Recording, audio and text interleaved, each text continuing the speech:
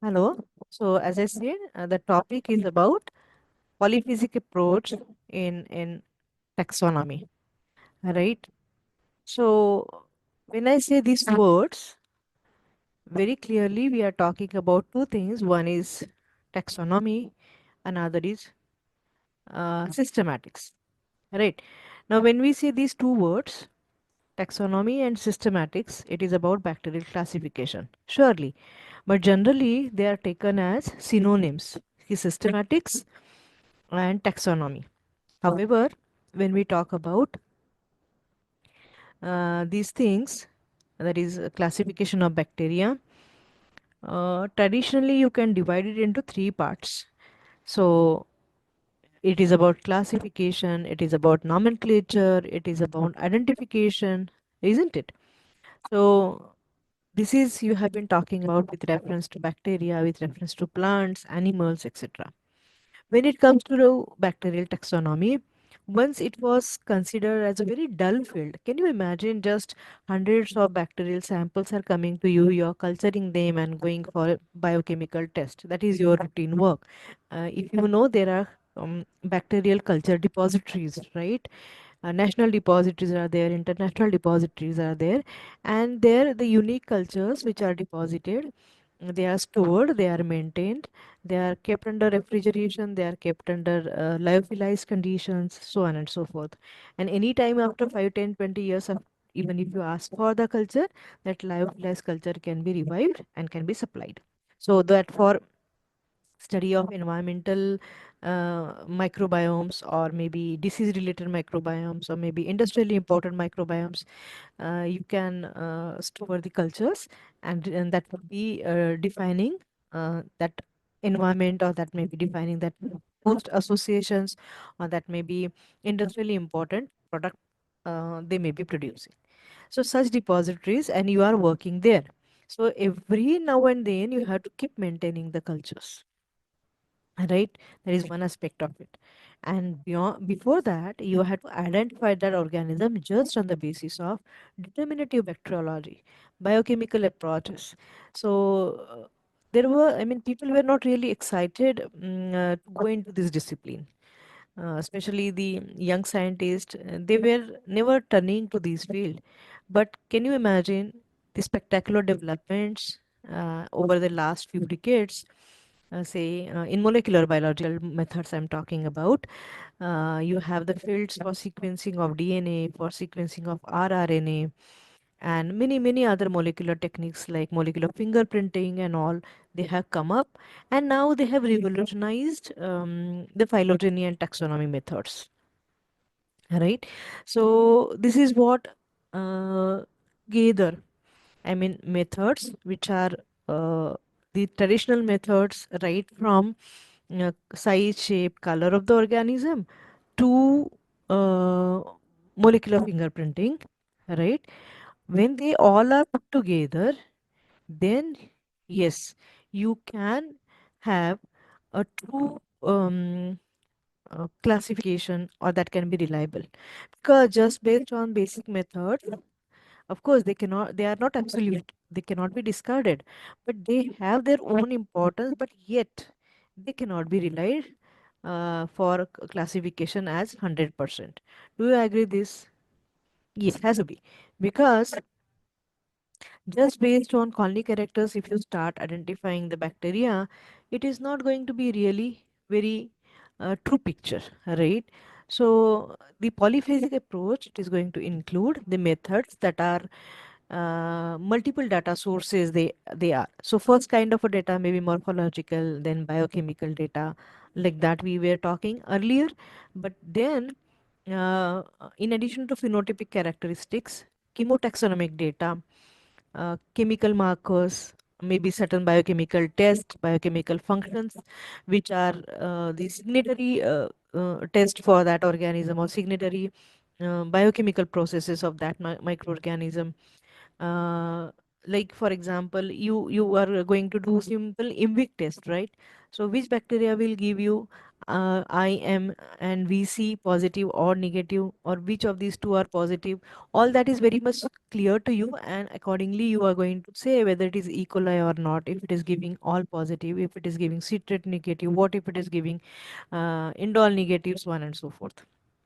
So yes, these tests are there, chemotaxonomic data you have, but in addition to that, genotypic data has come in and has given a comprehensive, what you can say, solution to uh, classification positioning of bacteria under taxonomic decisions, right? So bacterial species can be identified and their substrains. So when it comes to genotypic data, in addition to that, when you had serological identifications, right? So that comes under chemotaxonomic data, yet it wasn't enough to talk about. And most of the data that was generated based on these methods, it was found to be invalid over the period of times as genetic tools had evolved and they were used for identification of bacteria and their taxonomy. So when we talk about such multiple data sources, unlike other methods, you have like phenotypic and chemotaxonomic method, you have genotypic analysis also. So as I said earlier, it is phenotypic when you say morphology, kernel characters, biochemical reactions, growth conditions, etc. When it comes to chemotaxonomic analysis, it is amino acid profile, fatty acid profile, cell wall composition, stored components, pigments, so on and so forth, right? That data can be obtained. And then comes genotypic analysis, where DNA sequence analysis, 16s rRNA, you know it, which is very widely used for phylogenetic studies, but yet it is not enough. Because in 16s rRNA, again, as we were discussing yesterday, uh, only certain sequence regions, right, conserved regions, they are screened for studying the type of organism, and based on the similarity percentage, that bacteria is categorized into particular genus, species, and etc. Right? However, it is not giving you a complete picture. And that was the topic of yesterday's discussion, right? You remember whole genome sequencing, why it is required, shotgun sequencing, NGS methods. That is what we had talked yesterday. Now, this very first time in 1970, Cowell Rita had coined the term of polyphasic approach for bacterial taxonomy, and it is, yes, has entirely changed the scenario, and the identification of bacteria, their classification, taxonomic positioning now is really uh, done appreciably good level, right? And there are no chaos, there are no lacunas. 100%, of course we cannot, because these are biological systems, and exploring biological system will be much and much will be done much and much better way as new advancements in the technological methods appear. More in depth you can get to know about the biological systems, but as compared to earlier methods which were only restricted to phenotypic or chemotaxonomic analysis, the total phenotypic, chemotaxonomic, and genotypic analysis together, that is polyphasic approach, is giving good insight into taxonomic decisions, right? So what does it include? So taxonomy and classification, when we taxonomy and systematics, when we say, let's go into the details. For example, when I say classification, the orderly arrangement of organisms in specific taxonomic groups on the basis of similarities, that is what we do. Then comes nomenclature. The nomenclaturing is labeling of the units which are defined in classification, right? And third component of taxonomy is identification of unknown organisms, and in that you are going to use both, that is classification and nomenclature. So that is about taxonomy. When we talk about modern biosystematics, you have other two terms which are to be talked about, that is phylogeny and population genetics. So, of course, as I said earlier, in the past few decades, many of the molecular tools have come up, and they are really very efficient in describing the phylogenetic relationships among the bacterial species, and you are able to uh, classify them and uh, uh, identify them up to the species level, right? So when we talk about the polyphasic approach, collecting the sample, then you are going to have the natural samples maybe, or you are going to process it in the laboratory, but you have to take it further for morphological, then philo- then um, chemotaxonomical and genotypic identification, right? So how to go, what are the methods, let's discuss those one by one. Now when we talk about species concept for higher organisms, how do we say the organisms which can breed within that group of organisms is referred to as one species, right? Of course there are certain exceptions where interspecies breeding occurs, but the standard concept of that is hybridization we talk, and it is to be intentionally done.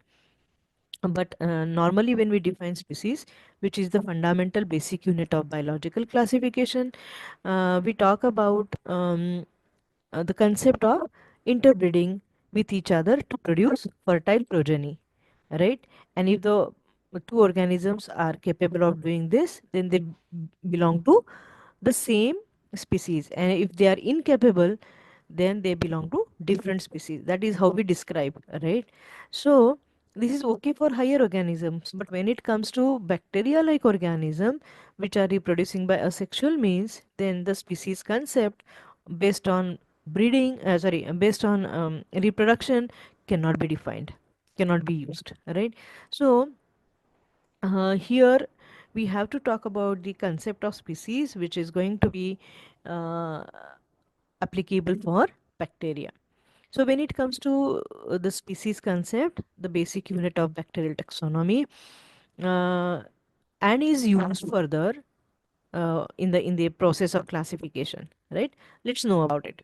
So species is defined as group of strains including the type strain and which shares 70% or greater DNA relatedness with 5 degrees Celsius less Tm. So there are two concepts, DNA relatedness, that is two hybridization methods, and Tm value, that is another melting temperature.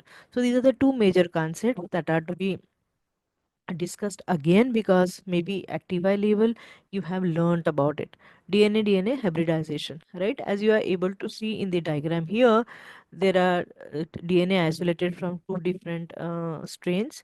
You are going to allow it to melt, and then they are mixed together, and you are looking for degree of reannealing, the percent reannealing, that will talk about percent relatedness, hybridization if it is occurring, and to what degree that hybridization is successful will tell them whether they are related or unrelated species. Alright, so DNA hybridization or DNA relatedness is one of the methods. Then another term that talks about is 5 degrees Celsius less Tm value. So Tm value difference of 5 degrees Celsius. Tm value is melting temperature of DNA. How to calculate that? That also we will discuss in detail. In addition to that, 16S rRNA sequencing, that again we have to discuss in detail, but here it is just a schematic chart is shown which is used for 16S RNA profiling, and that is the data used for defining the bacterial species. Now a Tm, melting temperature of the hybrid, is determined by stepwise denaturation method that is used, and DNA hybridization, that is another one. And then as I said earlier, 16S rRNA sequence and the relatedness based on bioinformatics tools. What are those tools? That also we will discuss, but they are to be learned or utilized when you are defining a species. The very vague concept that was by Staley and Crick that was described, which includes the type strain and all other strains considered sufficiently similar to this type to warrant their inclusion within a species. And the bacterial species definition above is founded upon whole genomic DNA hybridization values. So again, point one, that is DNA relatedness. So Stanley and Crick were those who had suggested this definition for bacterial species. So when we talk about 70% DNA relatedness, it is considered as the indicative value. It is not the absolute value. It is not 100% acceptable. It is relative term, right? So up to 70%. So that is a standard set for hybridization. Now, DNA hybridization, that is talked about when you are comparing two different bacteria and whether they belong to same species or not. An alternative phylogenetic species concept delineate a species in a phylogenetic framework as determined by percent 16s rRNA similarity. So you are going to compare the TM values, you are going to compare DNA hybridization, you are going to compare 16s RNA sequences. But again, very importantly, whether it is DNA hybridization, it is not partly, it is entire genome, right? That you have to. Madam, I'm in a lecture, we'll get back to you after some time. Will get or even if you are talking about 16s RNA, entire 16s RNA sequences to be compared or utilized. Right. Now let's talk about each of these methods. To certain extent we can discuss. So bacterial species, to summarize, can be defined as a group of strains sharing 70% or more DNA relatedness with 5 degrees Celsius or less delta Tm, that is variation in Tm value. Tm is the melting temperature of the hybrid among members of the group, provided that all the phenotypic chemotaxonomic features agree with the above definition.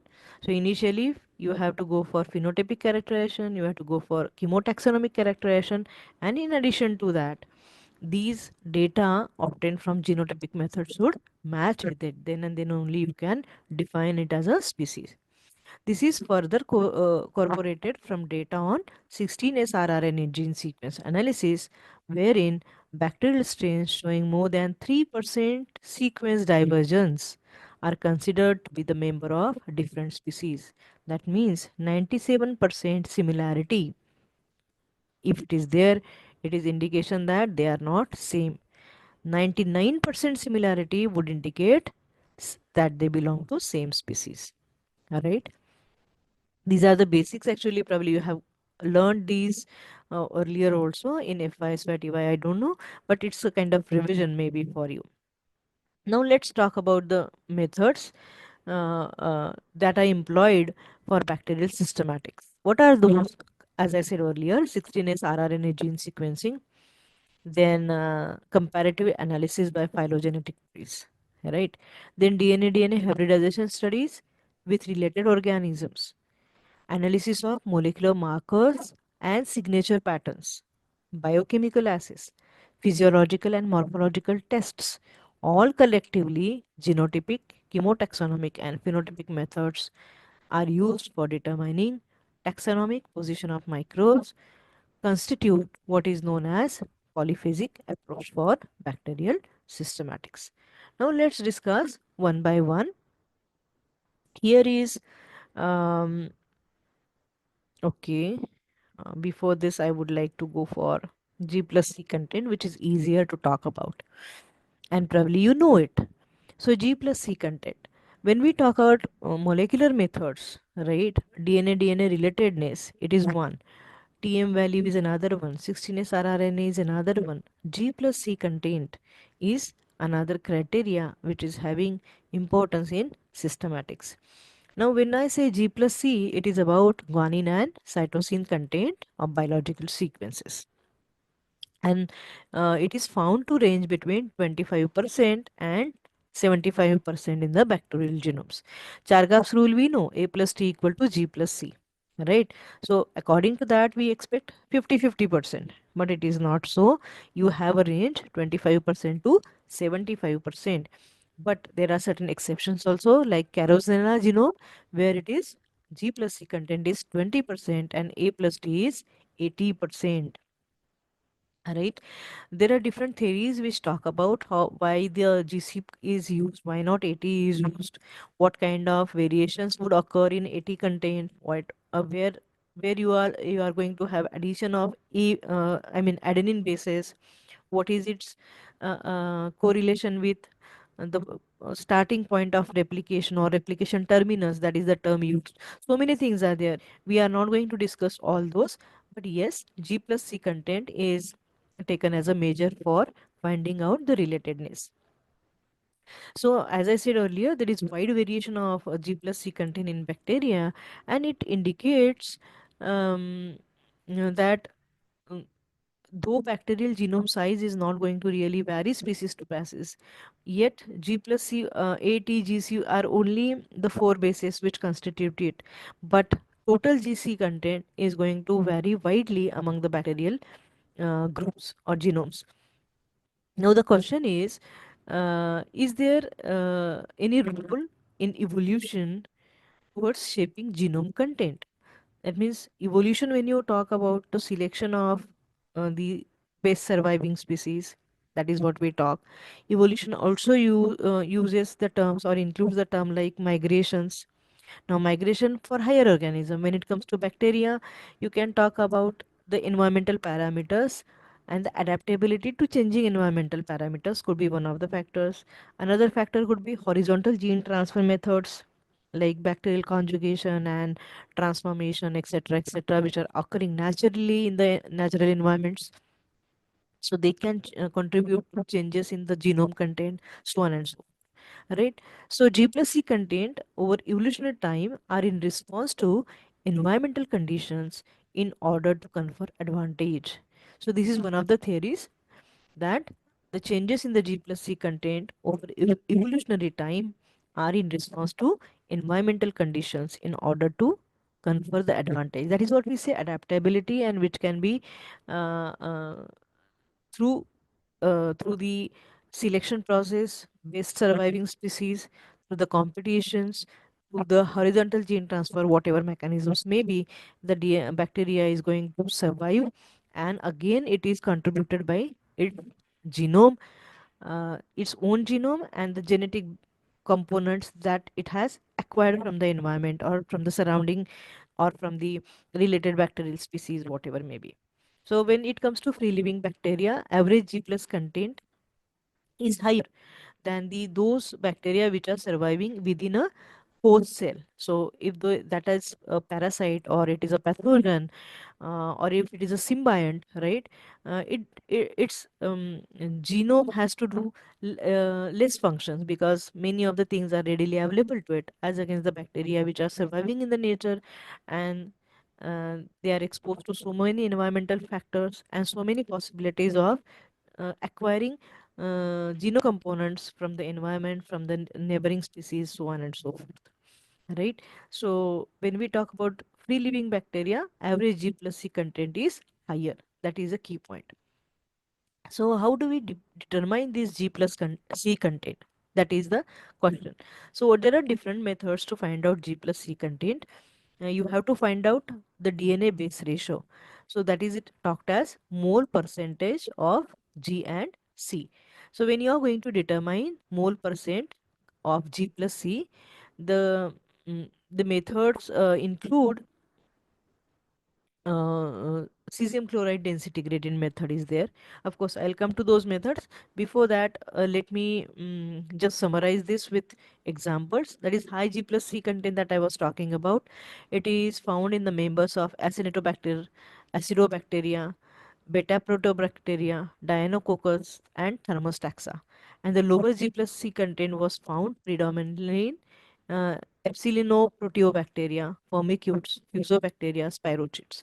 Just even if you talk about E. coli, that's organism. Now, among the species and strains, its content varies between 50.2 to 50.8 G plus C content.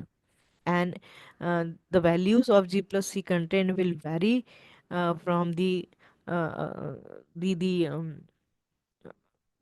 bacteria which is there in the colon, human colon or digestive system, and which is not harmful, right?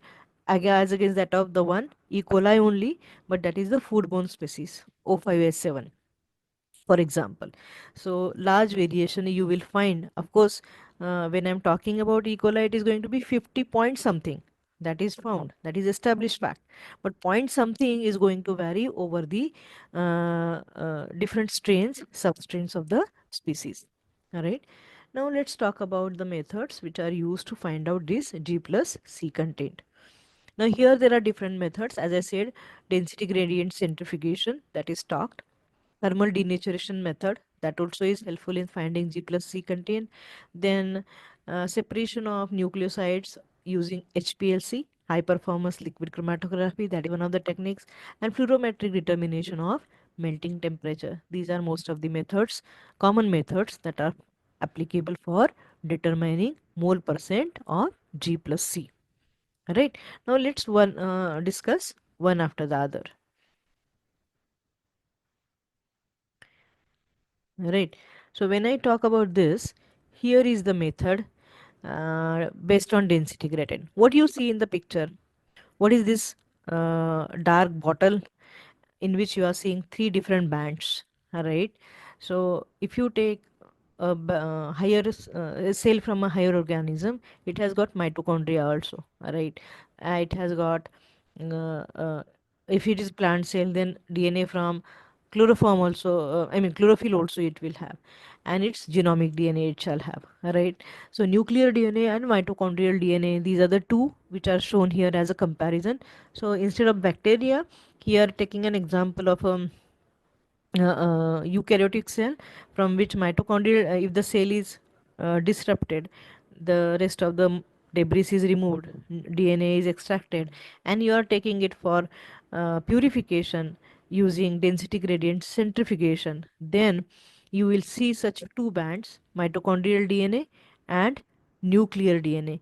They get separated easily by ultracentrifugation techniques, right?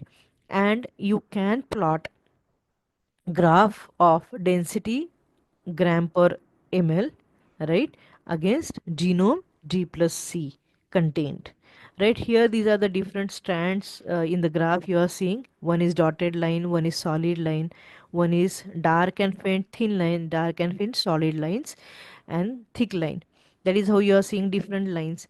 They are nothing but the same amount of DNA, same GC content, where you have the variations with reference to if it is labeled DNA or it is unlabeled DNA.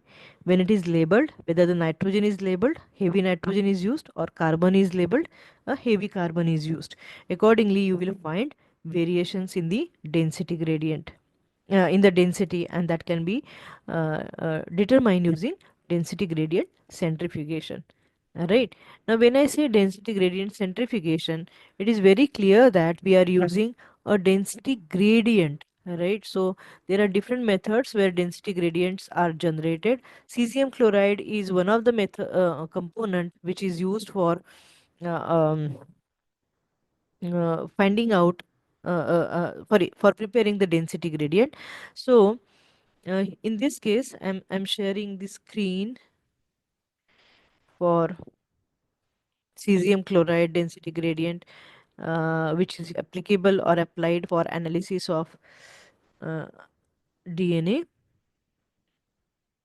Yes. So, under high centrifugal force, cesium chloride molecules will dissociate. Heavy Cs plus atoms will be forced away from the center towards the outer end of the tube. That is what is the centrifugation is. Here, molecules move outward, centrifugal and centripetal, you know it. Centrifugal force will push the molecules on the outer side, and then they will slide down the walls, and then they will get settled at the base. All right. So here they are showing a centrifugation system, ultracentrifugation, where density gradient is used, and mm, uh, the buoyancy or the isopycnic point. The isopycnic point is the one where the density matches. So density of the sample and density of the analyte, when they match, it is referred to as isopycnic point, and there where the sample is going to get uh, zoned, or it is going to get stopped further, it will not move in the gradient, it will form a zone there, right? So here they are showing 10,000 sorry 1 lakh rpm, that is for 10 hours centrifugation is done, and two distinct bands are obtained which correspond to shared linear DNA molecule. What is shared? It is to break down it into fragments. So shared linear nuclear DNA, and another is circular mitochondrial DNA, and they are visible under UV light. Now you must be aware that key ultracentrifugation, you have analytical ultracentrifuges. When centrifugation is going on, through the window you can observe the settling particles, and at the same time you can analyze them with the help of spectrophotometric methods. So uh, the ultracentrifuge that is fitted with or combined with analytical tools like UV visible spectrophotometer, for example, that is continuously assessing the particles as they move towards the outer boundary, as they slide down the walls, and as they form the zone.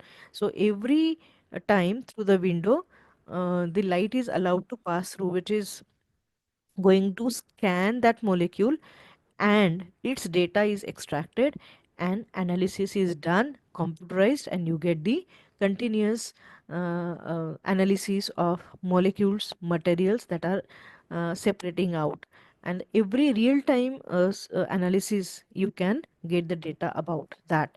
So analytical ultracentrifuges, they are used which are having ultracentrifuge running at very high speeds, as you know, ultra high speed, right? And they are combined with analytical tools like UV visible spectrophotometer. So based on refractive indices, based on absorption capacities at particular wavelengths, so on and so forth, the settling particle or settling molecule is analyzed and the data is presented. So this is one of the methods which talks about uh, uh, uh, uh, that is I mean the method that is applied for finding out G plus C content. Now this is what I have shared with you, that is used for uh, uh, different types of DNAs. One is mitochondrial DNA and one is the new I mean nuclear DNA. How further it is utilized for G plus C content analysis, that we will see in the next lecture. Now, as far as today's discussion is concerned, I hope the concepts related to uh, polyphasic approach and the overall methods which are included, they are understood, right?